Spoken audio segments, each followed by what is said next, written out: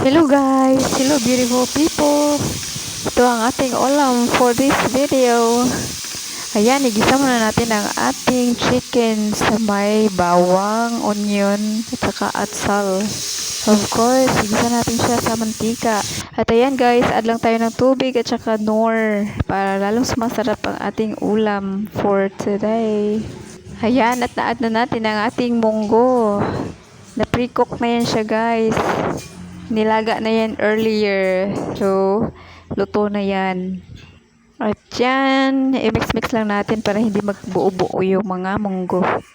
At dahil dyan, mag-add lang tayo ng asin kasi medyo matabang siya. At i-mix lang ng mabuti para magpantay naman ang sarap ng lasa sa ating niluluto guys. Ito pala ang benefits sa munggo guys. One of the best plant-based sources of protein. Sagana din siya sa essential amino acids, antioxidants, and nutrients that may help reduce blood pressure, LDL cholesterol levels, at sa heart disease risk. Maganda din pala tong munggo na isali sa ating diet guys.